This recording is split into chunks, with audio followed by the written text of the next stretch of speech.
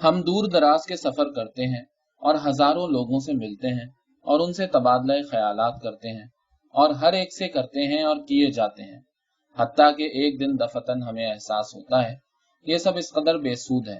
انیس الرحمن نے تھکی ہوئی آواز میں بات ختم کی اور حقے کی نئے منہ میں رکھی جسے اس نے ادھر کچھ عرصے سے شروع کر رکھا تھا۔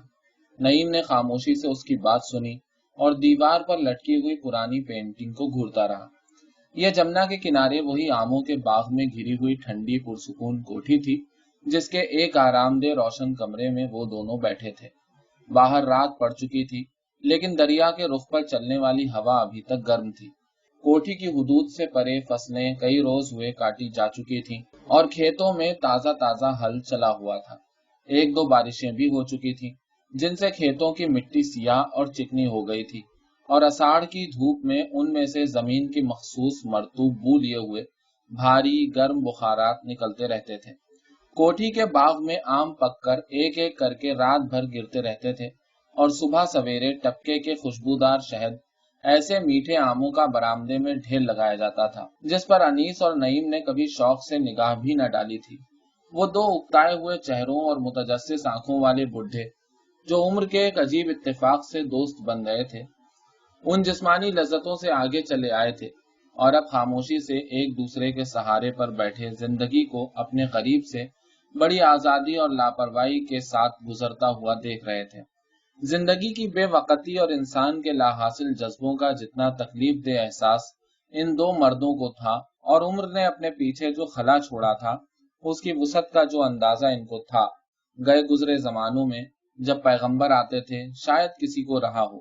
ان میں سے کوئی ایک جب زندگی کا ٹھٹا برداشت نہ کر سکتا تو کوئی بے معنی سی بات کرنے لگتا، پھر اس کے غیر ضروری پن کو محسوس کر کے خود ہی خاموش ہو جاتا۔ زندگی ایک کم عقل اور اوباش نوجوان کی طرح تھی جو بڈھے ناتواں لوگوں کے پاس سے لاپرواہی اور حقارت کا قہقہہ لگاتا ہوا گزر جاتا ہے۔ اسی طرح انیس الرحمن نے پھر کوئی بات کرنے کو نہ الگ کی لیکن بولے بغیر منہ میں رکھ لی۔ پہلی بار جب نعیم یہاں آیا تھا اس واقعے کو کئی برس گزر چکے تھے۔ اب وہ اس باغ کے چپے چپے سے واقف اور کوٹھی کے کمروں سے مانوس ہو چکا تھا۔ دیواروں پر لٹکی ہوئی قدیم انگلستان کی تصویریں جن میں رنگ برنگے کپڑے پہنے گھڑ سوار درجنوں شکاری کتوں کے ہمراہ لومڑ کے شکار کو جاتے ہوئے دکھائے گئے تھے، اور قدیم گرجا گھر اور ہندوستانی راجاؤں کی تصویریں جو اپنے انگریز مہمانوں کے ہمراہ ہاتھی پر سوار ہو کر شیر کے شکار کو جا رہے تھے، اور الماریوں میں رکھی ہوئی شیر، لومڑ اور مچھلی کے شکار کے متعلق 20 کتابیں جنہیں اب نہ کوئی پڑھتا تھا، اور آتش دان پر رکھے ہوئے پتھر اور چینی کے پرانے مجسمے اور ایک تانبے کا مہاتما بدھ۔ ان تمام چیزوں کے درمیان وہ پرانے باسیوں کی طرح پھرتا تھا اور انیس الرحمن کا گھوڑا اسے دیکھ کر خوشی سے ہنہناتا تھا۔ ان تمام برسوں میں روحانی طور پر وہ شاید انیس الرحمن سے اتنا ہی دور رہا تھا جتنا پہلے روز تھا، لیکن اس دوران میں آہستہ آہستہ انیس اس کے لیے ایک قسم کا مادی سہارا بن چکا تھا جو عمر کے اس دور میں تھوڑی بہت طمانینت کا باعث ضرور تھا۔ وہ اس کے لیے عقل اصل اور عقل محض کی علامت بن چکا تھا جس کے ساتھ نعیم اپنی مایوسی میں بے طرح چمٹا ہوا تھا۔ اسے مروب اور کسی حد تک خوفزدہ ہو کر چپ رہنا اس درجہ نعیم کی عادت میں داخل ہو چکا تھا کہ اب اس نے اس کی باتوں کو دھیان سے سننا بھی چھوڑ دیا تھا۔ روحانی ابتری کے اس دور میں اسے کبھی یہ خیال نہ آیا تھا کہ جہاں ڈرنے اور مروب ہونے کی اہلیت ہو وہاں محبت کرنے کی اہلیت نہیں رہتی، سچائی کو جاننے کا سوال ہی نہیں اٹھتا۔ وہ اب محض اس علامت کے سہارے پر رہ رہا تھا جس کا کہ انیس الرحمن حامل تھا۔ انیس الرحمن میں ان چند برسوں نے بنیادی تبدیلی پیدا کر دی تھی۔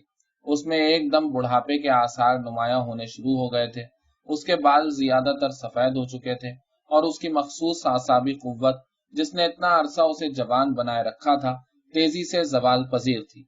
اب اس نے باتیں کرنا کم کر دی تھی اور زیادہ سے زیادہ وقت اپنے گھر والوں سے الگ اس کوٹھی میں اکیلا بسر کرنے لگا تھا۔ پہلے اس کے بیوی بچے ہر دوسرے ہفتے باقاعدگی کے ساتھ اس کے ہمراہ آیا کرتے، پھر مہینے 2 مہینے کے وقفے پڑنے لگے۔ اب کئی مہینے گزر جاتے اور وہ اکیلا یا صرف نعیم کی معیت میں آ کر پڑا رہتا۔ اس کے باوجود دفتر میں اور گھر کے اندر اس کی کارگزاری میں کوئی فرق نہ آیا۔ وہ اسی مشین کی سی پھرتی और बाकायदगी के साथ दफ्तर के काम करता और घर की सफाई, बच्चों की तालीम और तरबियत और बीवी की जरूरियात के सिलसिले में उसी एहतियात और शद्दोमत से हिस्सा लेता। उसकी जिंदगी में जो मायूसाना रंग आ गया था उसे कभी नईम ने शिद्दत से महसूस ना किया था, क्योंकि उसके नजरियात उसके लिए मजबूत आदत बन चुके थे, जिनके साथ चिमटा रहना उसके लिए आसान और कुदरती अमल था। यह उसकी रोजमर्रा जिंदगी से उसी तरह जाहिर होता था जैसे कोल्हू के गिर्द मुस्तकिल घूमते रहने के नजरिए से बैलों की अकीदत जाहिर होती है, जो कि फिल हकीकत महज एक आदत है। यह भी एक अजीब इत्तेफाक था कि नईम ने अपनी और उसकी तबीयतों के तजाद को कभी महसूस न किया था।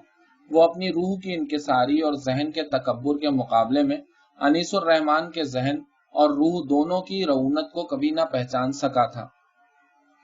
हत्ता कि एक बार जब अनीस ने बैठे बैठे चौंक कर कहा था, नईम, जिंदगी हमें किस बेदर्दी से जाय कर देती है, तो भी नईम की सोच हरकत में न आ सकी और उसने उसे महज अनीस की दानाई की एक बात के तौर पर लिया था कि वो आदात जिनसे हम जिंदगी की तश्कील करते हैं और अलामतें जिनसे उसे कायम रखने की सही करते हैं, इस कदर पुरफरेब और बेहकीकत होती हैं।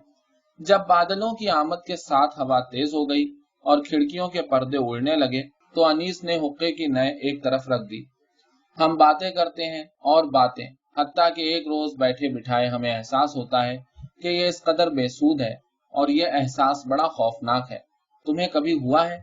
इसके बावजूद हम चलते जाते हैं, मंजिल से मंजिल की तरफ, चेहरे से चेहरे की तरफ, बात से बात की तरफ, हत्ता कि हम थक जाते हैं और उदास हो जाते हैं और हमारे दिल से अमन गायब हो जाता है। फिर खामोश जंगलों की आरजू पैदा होती है। तुम्हें पता है, दिल में किसी आरजू का पैदा होना सुकून के खो जाने की निशानी है। आरजू जो कभी न कभी हसरत बन जाती है। खामोश जंगल और साथी के तौर पर एक घोड़ा या कुत्ता और चमकदार मौसम और ख्याल आराई, ताकि हम चले जाएं और बड़ी अजीम मुकद्दस बातों के बारे में सोचें। इस वक्त उन बेशुमार छोटी छोटी गैर जरूरी बातों के लिए हमारे दिल में नफरत पैदा होती है, जिनमें हम उम्र भर मसरूफ रहे, और हम अजीम फिक्र के लिए तड़पते हैं जो कभी हमारे जहन में पैदा न हुई। एक वक्त आता है जब माजी की छोटी से छोटी बात हमें उदास कर देती है। कोई चेहरा, कोई नाम, कोई लफ्ज, कोई नजर, कोई पुरानी धुन जो हमने किसी गैर आबाद गली में से गुजरते हुए दूर से सुनी थी। हम उस बच्चे की तरह महसूस करते हैं जो हर वक्त रोने के लिए तैयार रहता है। दरअसल हम थक चुके होते हैं उस मुस्तकिल उजलत से जो हमारी जिंदगी में राह पाती है, जो मुसलसल हमें एक जगह से दूसरी जगह जाने पर मजबूर करती है, उन जगहों पर ले जाती है जहां जाकर हम कभी खुश नहीं होते। दरअसल हम महज उकता चुके होते हैं उम्र भर से जो हमने जहालत में बसर की, वो गए गुजरे जमाने जो हमने जाय कर दिए, हमारे खौफ, हमारे जज्बे, हमारी अपनी जवानी और बुढ़ापा जो हमने बच्चों की तरह गुजारा या अहमकों की तरह।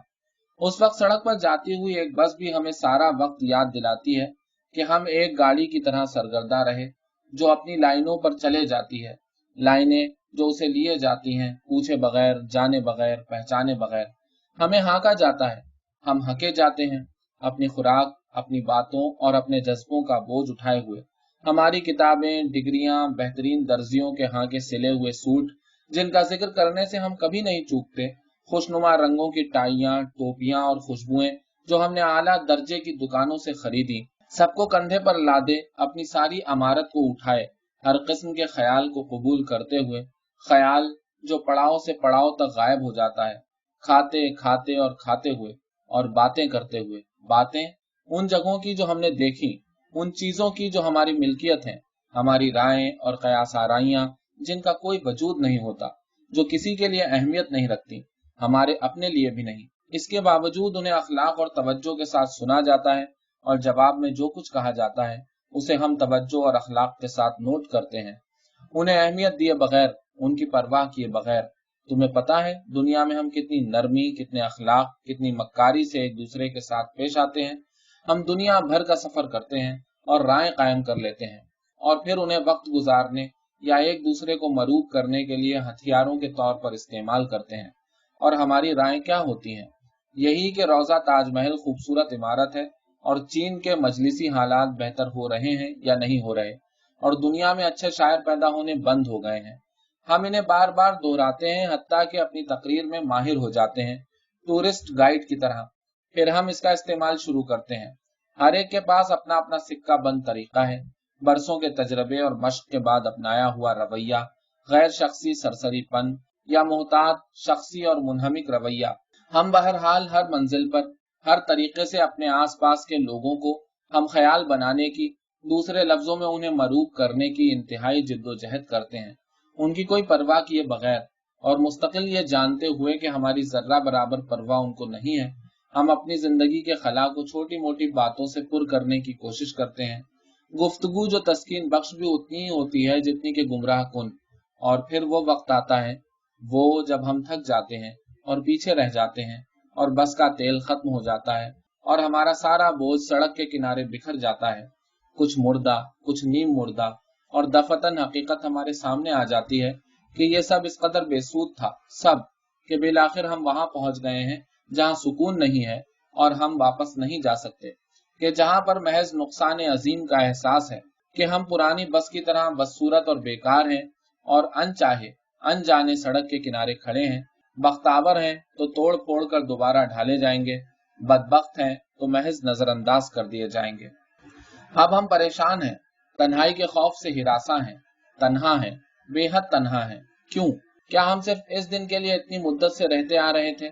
हमारा नज़्बुलैन, हमारे अल्फाज, एहसासात, जज्बात, वो काम बरसहा बरस की मश्क से जिनमें हमने महारत हासिल की, दूर दराज के सफर, दोस्त, फहम जो हमने तकरीर और मेल जोल के जरिए तेज किया, हमारी हर दिल अजीजी जो हमारे इर्द गिर्द और साथ साथ चलती थी, सब खत्म हो गया। क्यों? क्यों? अब हम सोचने से कासिर हैं कि कभी सोच ही नहीं पाए, पर हम जानते हैं, जैसा कि हम कई और बातें जानते हैं, कि हमने जिस चीज की तलाश की उसे पाया और जिसके लिए अब हैरान परेशान खड़े हैं उसकी तलाश ही में कभी न निकले। साफ सीधी बात है। चुनाचे अब तुम चैन की बांसुरी बजाओ और कनात से बैठकर खातिमा बिल खैर का इंतजार करो और निचले बैठो कि यही असल मकाम है। पर चैन की बांसुरी बजाए नहीं बजती और हम इंतजार नहीं कर सकते। हम जानते हैं कि जितने भी इन्हेमाक और लापरवाही और सब्र के साथ इंतजार करें, जब मौत आएगी तो हमें परेशान कर देगी, जैसे कि ये हर किसी को कर देती है। बावजूद सारी बातों के जब ये आती है तो खौफजदा कर देती है। जिंदगी में पहली बार हम सोचने पर मजबूर हो जाते हैं। एक चमकीली खुशगवार सुबह को मैं अपने बाएं बाग में खड़ा खरगोशों और मुर्गियों को नाश्ता खिला रहा हूँ, पुराना कड़वा तंबाकू पी रहा हूँ और अपने पोते पोतियों को सब्जे पर खेलते कूदते देख रहा हूँ। मेरी तबीयत में ठहराव और रबूदगी आ चुकी है और मैं संभल कर इत्मीनान से चलता फिरता हूँ। नौजवान आदमी काम पर जाते हुए पास से गुजरते हैं और झुक कर सलाम करते हैं। काबिले इज्जत बुजुर्ग, सलीके से बसर की हुई जिंदगी, वो एक दूसरे से कहते हैं। फिर सामने से एक और चला आता है, एक सफेद सर वाला दाना शख्स, छड़ी के सहारे अपने आप को संभाले वकार और इत्मीनान के साथ चलता हुआ। नौजवान आदमी झुककर सलाम करते हैं और पहली वाली बात आपस में दोहराते हैं। वो अखलाक से मुस्कुराकर जवाब देता है और मेरे सामने आकर चंद मिनट के लिए रुक जाता है। हम एक दूसरे को सलाम करते हैं और मौसम के मुतालिक इजहार राय करते हैं और एक दूसरे की सेहत के मुतालिक पूछगछ करते हैं, फिर खामोश हो जाते हैं। अब कहने के लिए कुछ नहीं है, सारी बातें इतनी गैर जरूरी मालूम होती हैं। खरगोशों का नाश्ता और चमकदार मौसम और दो खुशनुमा सजे सजाए बुढ़े, खाली उस जहन और मुतमईन, एक दूसरे के ढोंग को जानते हुए और छुपाए हुए, बिला वजह नादिम और खुश मिजाज। फिर वो बात करने के अंदाज में खखारता है और महज हाथ से सलाम करके चला जाता है। मैं पीछे मुड़कर नहीं देखता, लेकिन मैं जानता हूँ और जहन की आंखों से उसे देख रहा हूँ। निहायत सलीके से खाली की हुई एक जिंदगी, बेवजह बेजवाज। जानता हूँ कि वो भी मुझे देख रहा है। हम दोनों एक दूसरे को अच्छी तरह से जानते हैं, पर कभी तस्लीम नहीं करते। इस तरह हम भुगतते हैं, इस तरह। बाहर बारिश तेजी से शुरू हो चुकी थी और हवा के जोर से अंदर आ रही थी। नईम उठा और एक एक करके दरवाजे और खिड़कियां बंद करने लगा। उसने अब छड़ी का इस्तेमाल छोड़ दिया था और चाल की लफ्जिश से तकरीबन आजाद हो चुका था। उसके सर के पिछले हिस्से पर बाल घने और बर्फ की तरह सफेद थे और उसके गालों की खाल लटकती जा रही थी। आखिरी खिड़की बंद करने से पहले वो कई लम्हे तक बाहर बाग की तारीकी में देखता रहा, जहां बार बार बिजली चमक रही थी। आज बहुत सारे कच्चे आम गिरेंगे, उसने कहा। बिजली की चमक बेहद साफ थी और उसमें सारा बाग तूफान में झूलते हुए दरख्त और बारिश के कतरे एक लम्हे के लिए जाग उठते थे। सारबानों का एक छोटा सा खानदान अभी अभी कोठी में दाखिल हुआ था। उन्होंने बरामदे के सुतूनों से अपने ऊंट बांध दिए थे और अब कोने में दुबक कर आहिस्ता आहिस्ता बातें कर रहे थे। उनके सरों पर परिंदे जो दरख्तों पर से जान बचाकर भाग आए थे चूं चूं कर रहे थे। नईम को एक बहुत पुरानी बात जो एक मर्तबा उसके जहन में से गुजरी थी याद आई और वो आहिस्ता से मुस्कुराया। तुम सूरज की तपिश से बचने के लिए रातों को सफर करते हो और फिर बारिश आ जाती है। खुदा हाफिज रात के आबादकारों, तुम्हारा घर कहाँ है? अब तुम अपने लिए बारिश का एक घर बनाओ। वो दोबारा मुस्कुराया। हवा सीटियां बजाती हुई दर्जों में दाखिल हो रही थी और बारिश के कतरे शीशों पर सर मार रहे थे। रात के बाशिंदों, अब तुम अपने लिए, उसने दोहराया। दीवार पर निशाते सानिया की यादगार रंगीन मैडोना जो बड़ी देर से एक कील के सहारे झूल रही थी, खटाक से गिरी और टूट गई। शीशों पर बारिश ज्यादा जोर से होने लगी। अनीसुर रहमान ने फिर बोलना शुरू कर दिया। वो अजीम शख्सियत जो जन्म न ले सकी, जिन्हें घर बाहर के रोजमर्रा के छोटे बड़े काम करने पड़े, जिनका वक्त इसी तरह जाय हो गया। हम ये सोचने पर मजबूर हो जाते हैं कि ये ज़ाब्ता जो हमने अपने ऊपर आयत कर लिया है और जिसके तहत हम जिंदगी बसर करते हैं किस काम का है। उसूल मुसर्रत का ये मेयार जो हमने कायम किया है या जो कायम किया कराया हमें मिला है किस हद तक सही है। हम जो इतना दुख सहते हैं, इतनी मेहनत करते हैं, इतने झूठ बोलते हैं, इतनी चाहतें, इतनी हसरतें दिल में दबाए रखते हैं, इतनी ताकतवर ख्वाहिशें पूरी नहीं कर सकते कि दिलो दिमाग के रोगी हो जाते हैं। इतनी अखलाकी कदरों को समेटते हैं, इतनी अखलाकी कदरों को कुर्बान करते हैं, वक्त की कमी की वजह से उन लोगों से नहीं मिल सकते जिनसे बहुत मिलना चाहते हैं, दोस्ती करना चाहते हैं या हमदर्दी की तवक्को रखते हैं, या ऐसे लोगों को नहीं मिल पाते जिनको हम नहीं जानते लेकिन जिनसे मिल लेते तो बहुत खुश होते। उन जगहों पर नहीं जा सकते जिनका सिर्फ नाम सुन रखा है, जो कुछ सोचते हैं कह नहीं सकते, जो कहते हैं कर नहीं सकते। कतई तौर पर बुरे आदमी से कता ताल्लुक और अच्छे आदमी से दोस्ती नहीं कर सकते। गरजे के किसी ढंग से भी जिंदगी को बेहतर तौर पर बसर नहीं कर सकते। हालांकि हम में से कितने ही हैं जो वो सब करना चाहते हैं जो नहीं कर सकते, और वो सब कुछ नहीं करना चाहते जो कर रहे हैं। तो चाहने और करने में ये तजाद, ये बोध क्यों है और इससे क्या हासिल है, और ये मसनूई है या हकीकी? क्या ये सब कुछ जो हम भुगतते हैं महज इसलिए है कि हम अपने घर को जो चंद दीवारों और खिड़कियों का मजमुआ होता है सलामत रखना चाहते हैं, या अपने खानदान को जो चंद अफराद पर मुश्तमिल होता है यकजा रखना चाहते हैं, या अपनी जायदाद को जिसमें खाना पकाने के बर्तन, कपड़े और चंद आसाइश की अशिया होती हैं कब्जे में रखना चाहते हैं? क्या हम अपनी शख्सियत को महज इसलिए नजरअंदाज कर देते हैं कि बुनियादी जरूरतों को पूरा कर सकें, अपनी अलहदगी, अपनी इनफरादियत को महज इसलिए जाय कर देते हैं कि कमतर इंसानी जज्बों की तस्कीन कर सकें? क्या हमें अदना और आला का फर्क मालूम है? क्या हम मुसर्रत का मतलब जानते हैं? इल्म और जहालत में क्या हम तमीज कर सकते हैं? क्या हम महज इसलिए इस कदीम इंसान कुछ ज़ाब्ते को बरकरार रखे हुए हैं कि इससे शख्सी गुरूर को जिला मिलती है कि हम अपने हकीर घरों और खानदानों में एक खोखली, मगरूर और मोहताज जिंदगी बसर करते रहें? या वो नौजवान जो अभी जिंदगी में कदम रख रहे हैं अपने मकान को गिरने से बचाने और कुंबे को खुराक मुहैया करने की खातिर रोजाना जिंदगी के छोटे मोटे काम करते रहें और खुशी के बजाय गुरूर और तनफ्फुर हासिल करें, और फिर हम में से चंद एक इन कामों में कमाल हासिल कर लें और नुमाया मकाम पर पहुंचें और हासिदाना इज्जत की निगाह से देखे जाएं, और इस तरह ज्यादा मगरूर और ज्यादा नाखुश हो जाएं और अपने साथी लोगों में घुलने मिलने के बजाय उन्हें मरूब करने की तरफ माइल हों और बदले में उनसे हिकारत हासिल करें। अवामी जिंदगी के ये नुमाया लोग, सियासतदां और तालीमी इदारों के सरबराह और बड़ी अदालतों के मुंसिफ, इनकी जिंदगी भर की कमाई क्या है? हिकारत और अमूमियत। क्या वो बस इन दो चीजों के लिए एक इंतहाई मुर्दा दिल और पुरकोफ्त जिंदगी बसर करते हैं? अगर हम एक ऊंची चट्टान पर अकेले बैठकर सोचें तो हमें पता चलेगा कि खुशी तो एक मामूली शय है और उसे हासिल करना तो बड़ा आसान है। यानी आप उसे महज चट्टान पर चढ़कर भी हासिल कर सकते हैं जबकि आप तन्हा हैं और आपके साथ आपकी सारी शख्सियत है, सारी इनफिरादियत है, आपकी अजमत और नेकी और अक्ल है, और आप हर लिहाज से मुकम्मल हैं और कतई तौर पर मुतमईन और खुशकिस्मत हैं और आपको भूख नहीं लग रही। चुनाचे आप अभी कुछ देर और यहाँ रुक सकते हैं اور زندگی کے عظیم مقدس مسائل پر، محبت اور موت پر غور کر سکتے ہیں اور دیانت داری سے اپنی رائے وضع کر سکتے ہیں۔ اس وقت آپ کے پاس وہ بیش بہا آزادی کا احساس ہوتا ہے جس کے لیے مجھے ایسا معلوم ہوتا ہے کہ ہم پیدا کیے گئے ہیں، اور ہم سوچتے ہیں کہ تھوڑی دیر میں نیچے جائیں گے اور فلاں فلاں کام کریں گے یا نہیں کریں گے، کہ ان کا کرنا نہ کرنا ہمارے اختیار میں ہے۔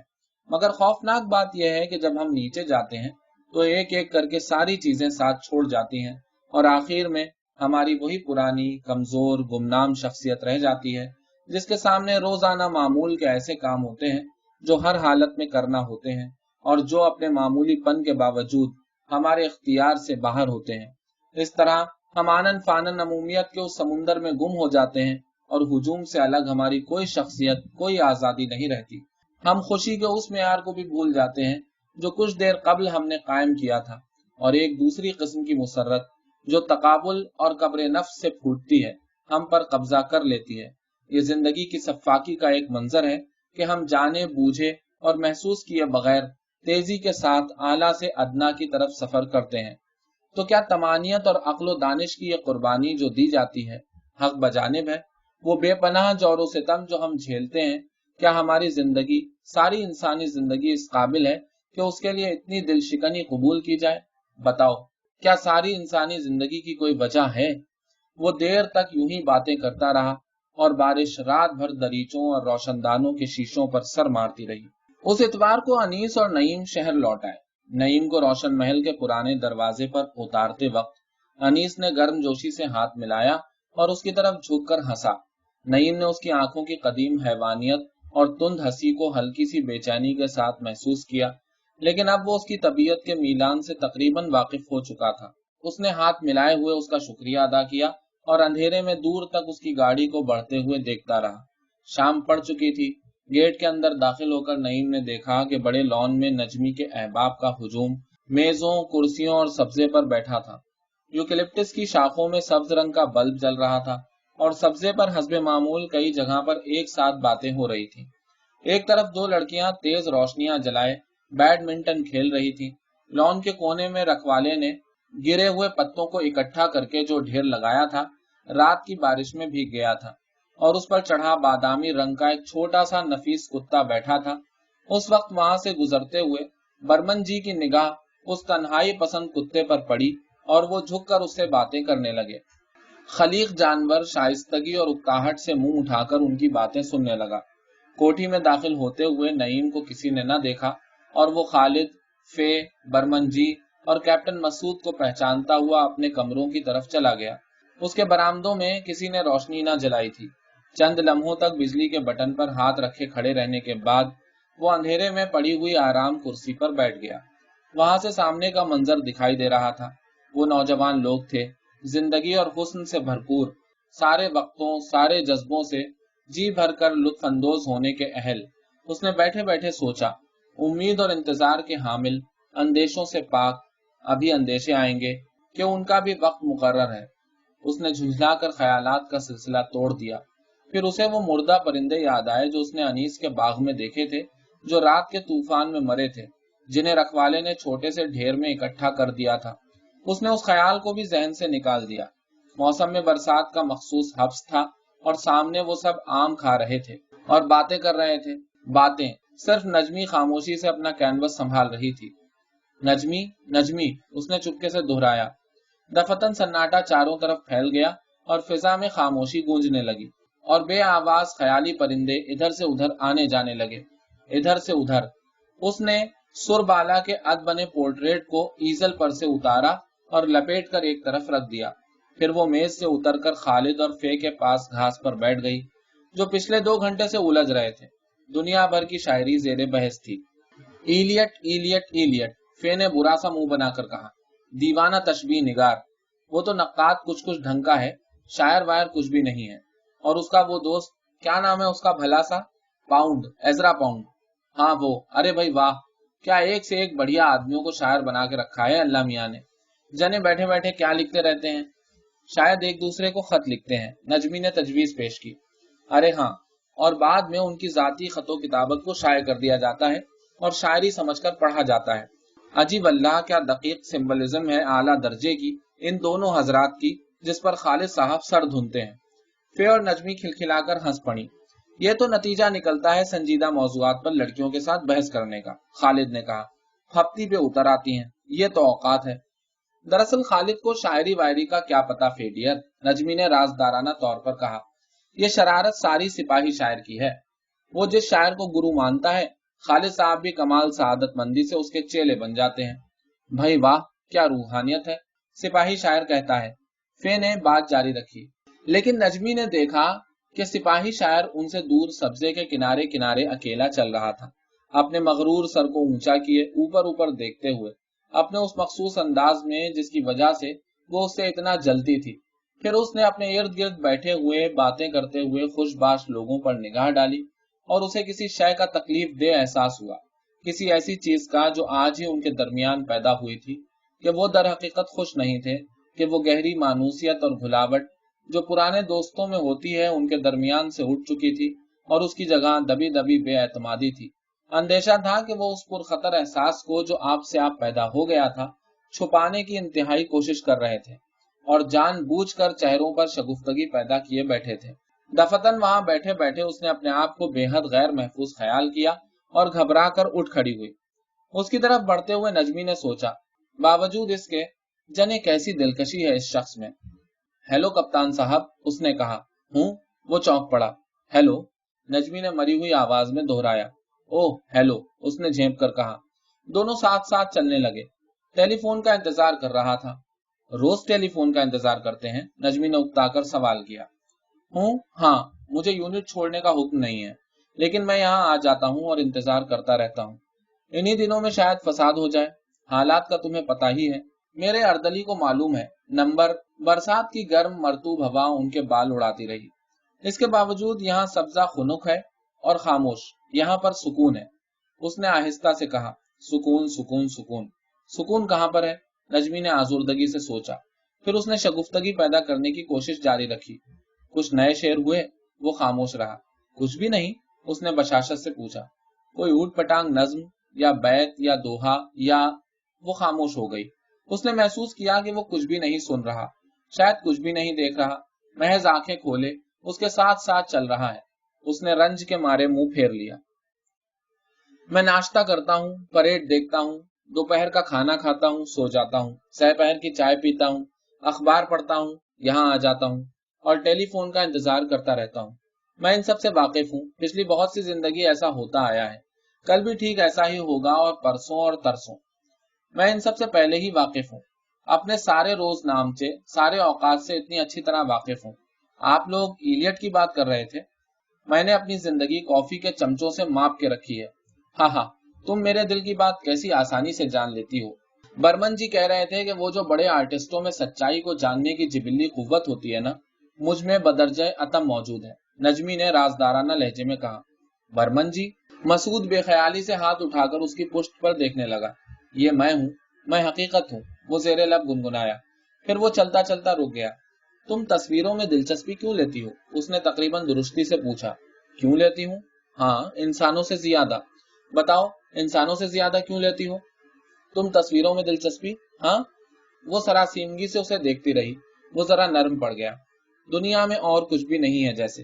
کیوں، کچھ ہے؟ مثلاً میں؟ وہ جیبوں میں ہاتھ ڈال کر اس کے سامنے جا کھڑا ہوا۔ وہ اس کے لمبے تڑنگے سائے میں چھپ گئی۔ تم؟ ہاں میں، اور میں ایک حقیقت ہوں، میں کوئی کہانی یا رومانس نہیں ہوں۔ تم نے کبھی میری موجودگی کو محسوس کیا ہے؟ تم نے کبھی سوچا کہ میں یہاں محض تمہارے لیے آتا ہوں اور ٹیلی فون کا انتظار کرتا رہتا ہوں؟ تم جو تصویریں بناتی رہتی ہو، اور اس نے غصے سے ہاتھ ہلایا۔ چند طویل لمحے سکتے میں گزر گئے۔ اوہ، پھر نجمی نے گہرا سانس چھوڑا۔ بس یہ بات ہے؟ اتنی بار بتا چکے ہو، پھر کیا ضرورت؟ تو پھر وہ ضدی لہجے میں بولا۔ ارے بھائی کوئی اور بات کرو، نجمی نے اکتا کر کندھے ڈھیلے چھوڑ دیے۔ تم تو اتنے دلچسپ آدمی ہو سکتے ہو اگر چاہو تو مسعود۔ اس نے جیبوں سے ہاتھ نکال کر پیچھے باندھ لیے اور اس کے ساتھ چلنے لگا۔ برآمدے تک جا کر وہ پلٹ آئے۔ مسعود تیز لیکن معمولی لہجے میں، جس میں ہلکا سا تعصب کا رنگ تھا، باتیں کرنے لگا۔ یہ سب بکواس ہے نجمی، یہ سارا آرٹ اور ادب تمہاری دنیا میں فیشن کے طور پر استعمال ہوتا ہے۔ نہ تم آرٹسٹ ہو، نہ میں شاعر ہوں۔ तुम्हारा वो बुढ़ा उस्ताद भी महज पेशावर कारीगर है जो ऐसे घरानों में ड्राइंग के उसूल पढ़ाकर रोजी कमाता है। हम सब छोटे छोटे मामूली आदमी हैं जो कुछ भी नहीं कर सकते। लतीफ जज्बात का सवाल ही पैदा नहीं होता।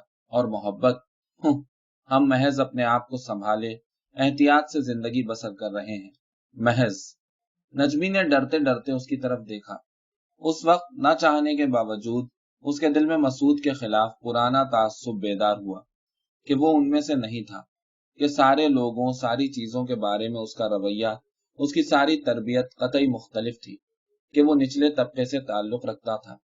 मेरा जी चाहता है नजमी की एक किताब लिखूं जिसमें किरदार अपनी बातचीत के दौरान पुराने आर्टिस्टों, पुराने अदीबों का तस्करा करें, जैसे जैसे मसलन दोस्तोयेव्स्की के किरदार गोगोल का जिक्र करते हैं।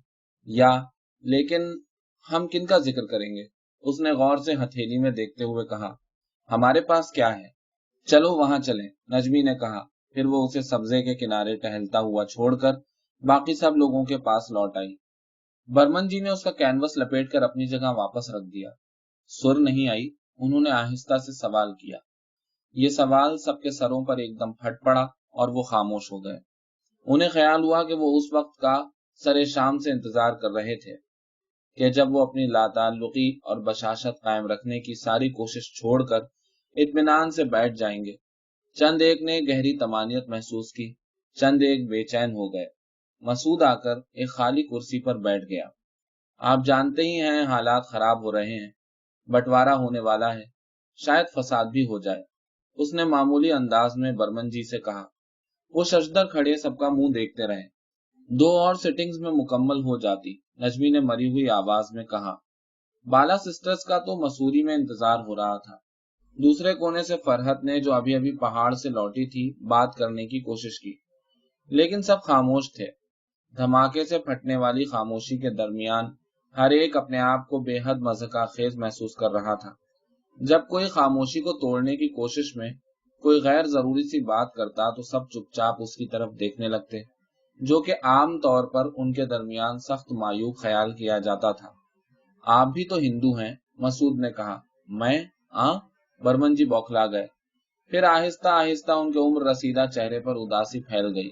हाथ हवा में उठाकर वो आहिस्ता आहिस्ता बोले, मैं अगर तुम्हारे घराने में पैदा हुआ होता तो यकीन करो कि इसी जोशो खरोश, ताज्जुब और ईमान के साथ तुम्हारे मजहब की पैरवी करता और उसकी खातिर मरने मारने पर तैयार हो जाता।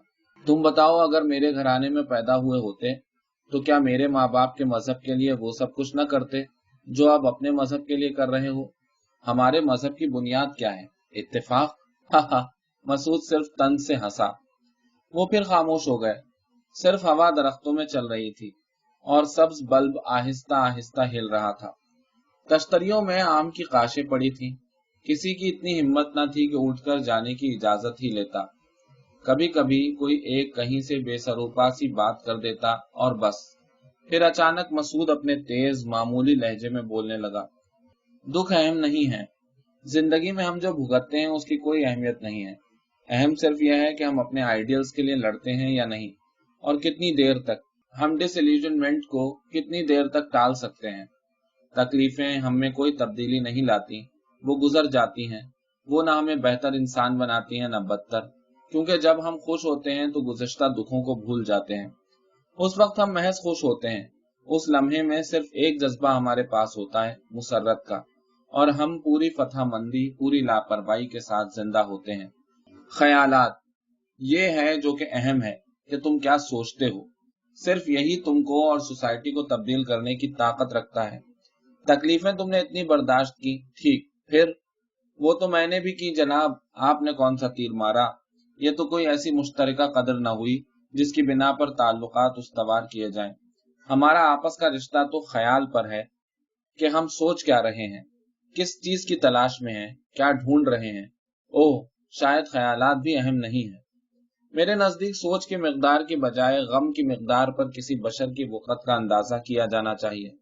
उसके खामोश हो जाने पर बर्मन जी ने झिझकते हुए कहा, तुम क्या जानते हो ड्राइंग मास्टर? मसूद ने उसी तेज मामूली लहजे में कहा जिससे किसी रंजिश का इजहार न होता था। गुस्से और रंज के मारे नजमी की आंखों में आंसू आ गए। लेकिन दुख? ठहरो, उनके बारे में शायद मैं कुछ बता सकता हूँ। मसूद ने कहा, दुख हमारे माजी में है और मुस्तकबिल में है नहीं, बल्कि मौत है। हमारा माजी और मुस्तकबिल मुर्दा है, और जब हम मौत को बहुत करीब से देखना चाहते हैं तो उसमें मुब्तला हो जाते हैं। मौत के मुंह में चले जाना एक बात है और मौत में मुब्तला हो जाना बिल्कुल दूसरी बात है, और ये है जो तकलीफ देह है। वो लम्हा जो गुजर गया ज़माना माजी है, जो आने वाला है मुस्तकबिल में शामिल है। ये दोनों हमारे वजूद के हिस्से हैं और मुर्दा हैं। जब हम इनको हाल के गुजरते हुए लम्हे में खींच कर लाना चाहते हैं तो मौत को जिंदगी पर मुसल्लत करना चाहते हैं। मौत कभी सारी जिंदगी पर मुसल्लत नहीं की जा सकती, लेकिन उनकी बाहमी शिरकत से एक नीम मुर्दनी कैफियत पैदा होती है जो जिंदगी पर हावी हो जाती है। यहाँ से इब्तिलाए मर्ग का अमल शुरू होता है। हम सब माजी और मुस्तकबिल में रह रहे हैं, हाल में कोई रहना नहीं चाहता। हम एक अजीम मौत में मुब्तला हैं, जो जहन और रूह की मौत है। मुकम्मल साबित सालिम मौत तकलीफ दे नहीं होती। हम तकलीफ इसलिए सहते हैं कि हर वक्त अपने मुर्दा हिस्से को जिंदा करने की कोशिश में लगे रहते हैं, और वो जो कि दर हकीकत जिंदा है उसकी परवाह नहीं करते, क्योंकि जो जिंदा है वो सिर्फ हाल का गुजरता हुआ लम्हा है। हम जिंदा हैं और यहाँ पर मौजूद हैं महज इस वास्ते से कि हम बातें कर रहे हैं, खा रहे हैं, सो रहे हैं या काम कर रहे हैं। मुकम्मल तौर पर हाल के गुजरते हुए लम्हे में खोए हुए मजजूब बास के लिए ये अहम नहीं है, और बहुत सौ को इसका इल्म ही नहीं है। हम इस कदर गैर यकीनी तौर पर दुनिया में रहते हैं कि अपने लिए दुखों का एक अजीम सबब पैदा कर लेते हैं। हम में से बहुत सौ के नजदीक हम जिंदा हैं इस वास्ते से कि हमारा एक माजी है और मुस्तकबिल है। महज इस वास्ते से हम आगे और पीछे देखते हैं पर सामने नहीं देखते, लेकिन जो जिंदा है, जो हकीकी है, वो सिर्फ हमारे सामने है और बस। हमारा माजी और मुस्तकबिल एक बहुत बड़ा वसवसा है जो मुर्दा है। हमारा गैर हकीकी वजूद है, और गैर वजूद से वजूद की तरफ आने में जो मेहनत दरकार होती है वो हमारे लिए एक अजीम और ला हासिल दुख का बायस बनती है। हम उकता चुके हैं, बेचैन हैं, जहनी और रूहानी अबतरी की हालत में हैं, महज इसलिए कि हम जिंदा नहीं हैं, नीम जिंदा हैं। सारी बात यह है। ठीक है, मौत बहरहाल मौजूद है, मैं जानता हूँ, लेकिन ये अहम नहीं है। मुकम्मल साबित सालिम मौत एक बेहद कुदरती और आसान अमल है, और उसी तरह आती है जैसे नींद या मोहब्बत या भूख। सिर्फ एक मुनकसिम मौत तकलीफ दे है। मुनकसिम लम्हा, हाल का मुकम्मल लम्हा मुकम्मल जिंदगी और मुकम्मल मौत पर मुहित है। ये जिंदा है और तुम इसके साथ जिंदा हो। ये मरता है और तुम इसके साथ मर जाते हो। अगला लम्हा पैदा होता है और तुम उसके साथ नए सिरे से पैदा होते हो, नई जिंदगी में, नई मौत के लिए। हर नए लम्हे की पैदाइश पर तुम जिंदगी के पुरुम्मीद और रोशन नौमौलूद हो, इसलिए कि तुम आगे और पीछे नहीं देखते, सिर्फ सामने देखते हो। तुम्हें कुछ याद नहीं है। दुनिया ने तुम्हारे साथ कितनी बदअहदी की, लोगों ने तुम्हें कितना सराहा, कितनी दूर अंदेशी, कितनी खुदगर्जी से काम लिया। तुम्हारे पास कोई फहरिस्त नहीं है। तुम कुछ याद नहीं रखते, कुछ फरामोश नहीं करते, महज यहाँ मौजूद हो, जिंदगी की सारी मुसर्रत, सारे दर्द को जानते हुए जिंदा हो। ये लम्हा तुम और मैं, दूसरा लम्हा दूसरे तुम और दूसरा मैं, और फिर मौत आती है। लेकिन अब उसकी कोई अहमियत नहीं। अब ये महज एक और लम्हा है जिसका सामना करने के लिए तुम्हारे पास वही पुराना रवैया है जो हमेशा से तुम्हारे पास था। इंतजार, इंतजार के धड़के के सिवा, इदराक, इदराक की अजियत के सिवा। तुमने बेशुमार बार इसका सामना किया है। तुम इसको पहले से ही जानते हो। तुम इसे गुजर जाने देते हो, पीछे कोई निशान, कोई याददाश्त छोड़े बगैर। एक मुकम्मल तजर्बा, गैर मुनकसिम लम्हा, मुकम्मल मौत, मुकम्मल मोहब्बत। अगला लम्हा तुम्हारे लिए इसकी कोई अहमियत नहीं कि आता है या नहीं, कभी न थी। यह असल जिंदगी है। सुना तुमने? क्या तुम्हारे दुख का दूसरा नाम हिमाकत है? बताओ। तुम्हें पता है इंसानों के दरमियान कितनी बेजारी, कितनी कल्बियत है, कितना दर्द, अबतरी, जिंदगी के खाली और ला हासिल होने का एहसास। हम छोटे छोटे लोग हैं, लेकिन हमारे इतने बड़े बड़े गुरूर हैं, बड़ी बड़ी खुद परस्तियां और खुशफहमियां हैं। तुमने कभी सोचा है कि अगर हम एक पल को अपने तकब्बुर को परे रख दें तो कितनी मोहब्बत कर सकते हैं? मैं अपनी छोटी सी बेमकसद जिंदगी उसी फरागत और दूर अंदेशी के साथ गुजार दूंगा जिस तरह दुनिया में और करोड़ों इंसान रोजाना पुरकनात और बेफायदा जिंदगियां गुजार रहे हैं, उसी मेकान की बेमानी तौर पर जैसे कि मक्खी या मच्छर गुजारता है। इसका क्या मतलब है, बताओ। वो उठकर बर्मन जी के सामने जा खड़ा हुआ। बताओ, इस ढोंग का क्या मतलब है, आखिर क्या मतलब है, बताओ। मैं बताऊं, सुनो। मैं बताऊं, सुनो।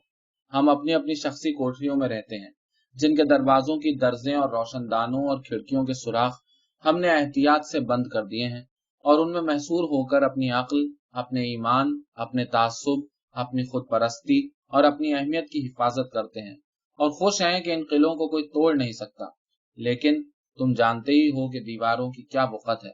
हम भेड़ों के गल्ले की तरह एक मुश्तरका हिमाकत में बंधे हुए हैं, मुश्तरका बदबख्ती में। मैं तुमसे मोहब्बत करता हूँ, इसलिए कि मैं सोचता हूँ कि मैं तुमसे मोहब्बत करता हूँ। मैं सारे लोगों से मोहब्बत नहीं करता, इसलिए कि मैं सोचता हूँ कि सारे लोगों से मोहब्बत नहीं कर सकता। नतीजा, मैं किसी से मोहब्बत नहीं करता।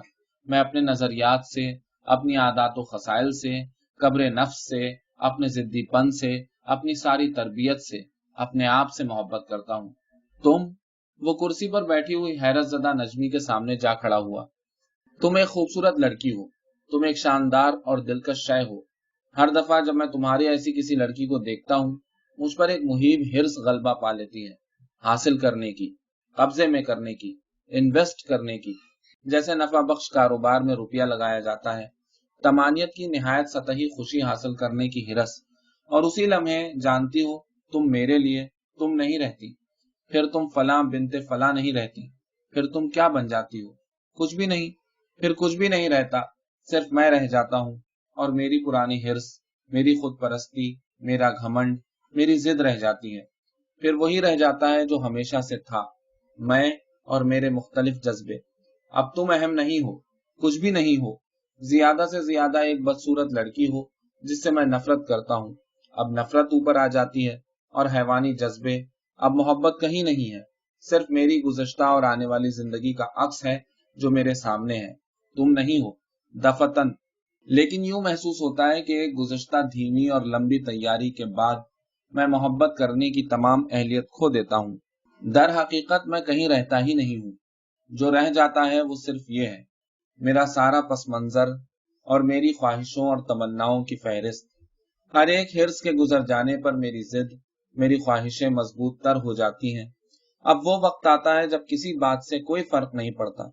अब मैं किसी लड़की से, वो कोई सी भी हो, शादी कर लूंगा, और एक काना मुतमईन और अहमक शख्स की तरह जिंदगी बसर करने लगूंगा। हम दोनों में से कोई भी बाकी ना रहेगा, सिर्फ अगराज़ो मकासद रह जाएंगे।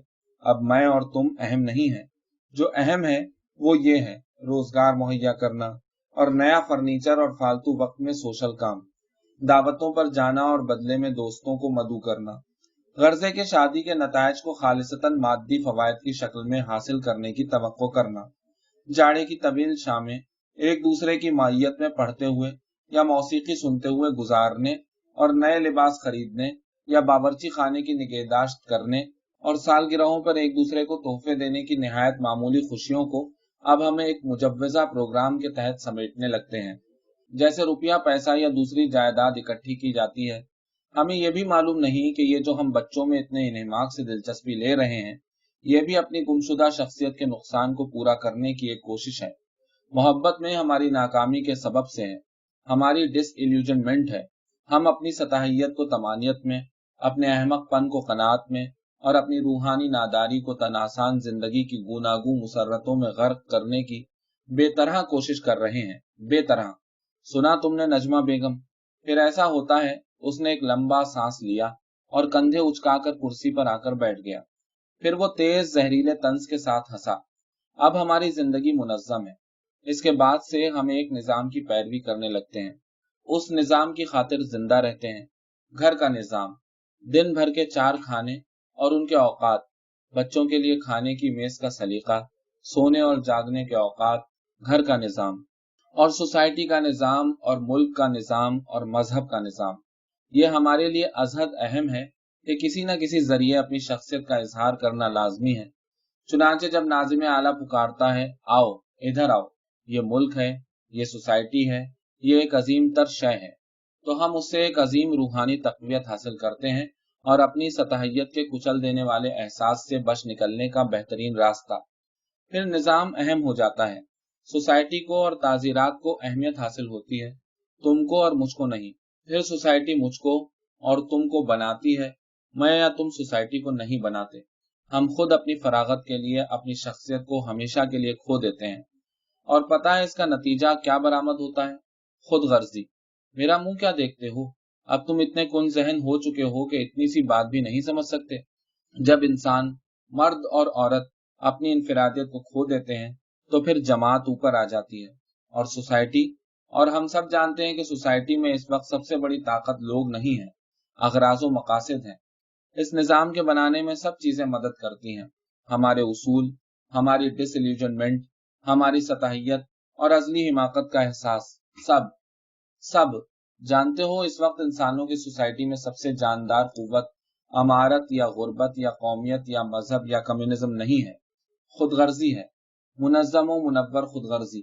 मुस्तकबिल इंसानी को हम अपना आप महज चंद मखसूस कौमों या जमातों या नस्लों या सोशल वर्कर ग्रुपों की सूरत में पेश कर देंगे, जिनमें तमीज करने के लिए उन पर मुख्तलिफ कौमियतों या मजहबों के उन्वान लगे होंगे।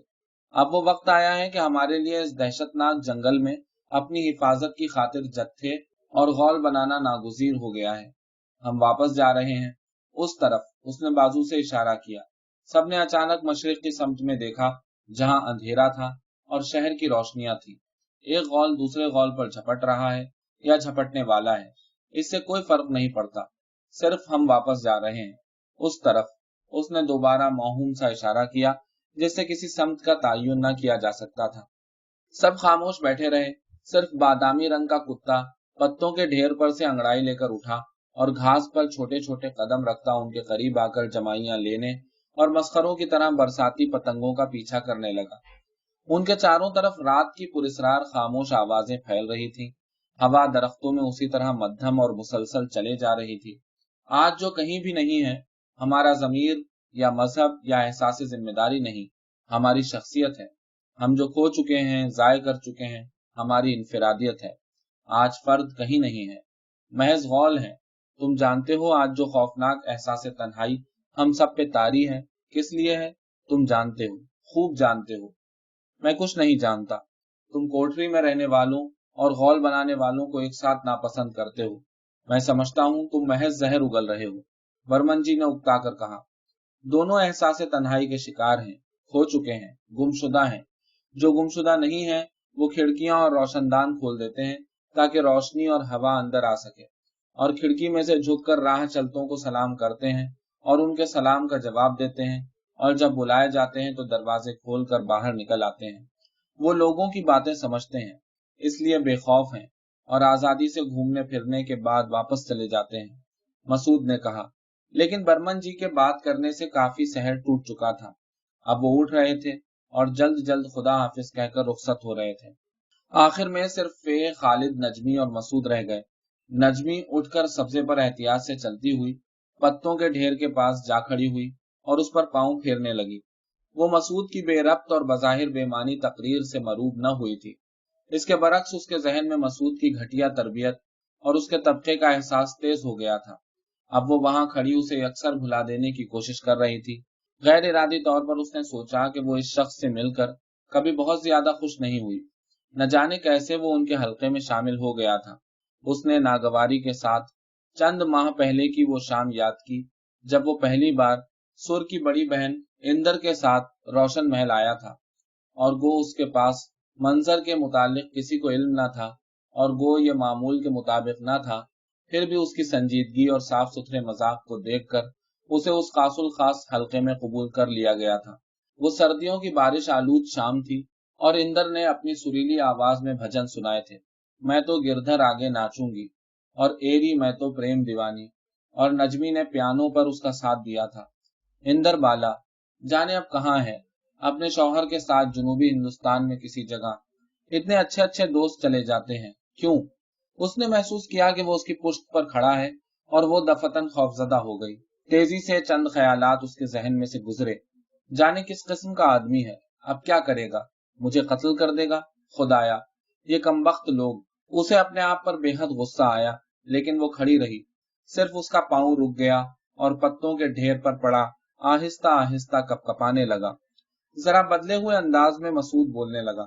नजमी, तुम मेरे लिए इंतहाई पुरकशिश हो, मगर जानती हो ये कशिश महज इस वजह से नहीं है कि तुम एक खूबसूरत लड़की हो, इसलिए भी है कि तुम रोशन महल में पैदा हुई हो। वो रुका। मेरी हमेशा ये ख्वाहिश रही कि हमारा एक ऐसा घर होता, कदीम वज़ा का, लंबे लंबे सुतूनों और हॉल कमरों वाला, रोगनी तस्वीरें जिनमें नफीस दाढ़ियों वाले बुढ़े मुरस्सा लिबास पहने, तलवार लगाए वायसराय या गवर्नर के हमराह खड़े होते हैं, और कदीम फर्नीचर और बरसों पुराने पीपल, बरगद और सफेदे के दरख्त, देरीना जाहो हशमत के निशानात जो इस घर में पैदा होने वाले हर बच्चे में शुरू दिन से आला और नफीस किस्म का एहसास बरतरी पैदा कर देते हैं। 3 पुश्तों से सीना बसीना चलता हुआ एहसास बरतरी। मेरे आबाओ अजदाद कहाँ से आए, कौन थे, कहाँ गए, कुछ पता नहीं। आज मैं अपने लिए एक मकान बना सकता हूँ, मगर देव कामत, कोहनासाल, देवदार और बरामदों पर लदी हुई बेलें और रोगनी तस्वीरें, ये सब जो तुम्हारे तबके के निशानात हैं, कहाँ से आएंगे? उसने नफी में सर हिलाया। मैं इन बातों से बहलने वाला नहीं जनाब। मैं तो ऐसे घर में पैदा होना चाहता था, तीसरी नस्ल होना चाहता था। मैं वो सब कुछ हासिल करना चाहता था जो तुमने विरसे में पाया है। तुम्हारी नफासत, तुम्हारा दिमाग, तुम्हारा अखलाक, तुम्हारी तालीम और तरबियत, अरिस्टोक्रेसी की तमाम मुरक्कब नेमतें, सब। मैं तुमसे हसद करता हूँ। मेरे दिल में तुम्हारे लिए धीमी सुलगती हुई रकाबत है, और बस। आखिर मैं अपने माजी से बचकर कहाँ जा सकता हूँ? ठंडे दिल से सोचा जाता तो मसूद की बातों पर शायद किसी को गुस्सा ना आता, लेकिन नजमी के पास उसके लिए महज हिकारत थी। वो जज्बा जो इंसान के दिल में एक छोटे से जानवर को अपने मुकाबले पर खड़ा होते देखकर पैदा होता है, जिसमें गुस्सा, हिकारत, खौफ सभी कुछ होता है। वो मुड़ी और सीधा उसके चेहरे पर देखकर बोली, मसूद, तुम अब जाओ, अभी। वो चंद लम्हे तक खाली खाली नजरों से नजमी को देखता रहा, जो अब उसकी तरफ पुश्त करके खड़ी हो गई थी। फिर उसके होठों पर एक खफीफ, तकरीबन बेनाम उदास मुस्कुराहट पैदा हुई। उसने कंधे उचकाए और अलविदा कहे बगैर बाहर निकल गया। उसका बादामी रंग का कुत्ता छोटे छोटे मुस्ताद और वफादार कदम रखता हुआ साथ साथ भागने लगा। नजमी को अपनी तरफ आते देखकर फे और खालिद, जिन्होंने हैरत के साथ ये सब देखा था, सब्जे पर से उठे और बेतुके हशाश बशाश चेहरे उसकी तरफ मोड़ दिए। फिर जल्दी से अलविदा कहकर वो भी रुखसत हुए। जब वो अकेली मेज पर बैठी आहिस्ता आहिस्ता पांव हिला रही थी, तो किसी ने जल्दी से आकर इत्तला दी कि मसूद मियां का फोन आया है। वो जा चुके हैं, उसने मेकानकी अंदाज में कहा। फिर उसने दहल कर मशरिक की तरफ देखा, जहां अंधेरा था और शहर की रोशनियां थी और रात की पुरस्रार आवाजें बुलंद होना शुरू हो गई थी।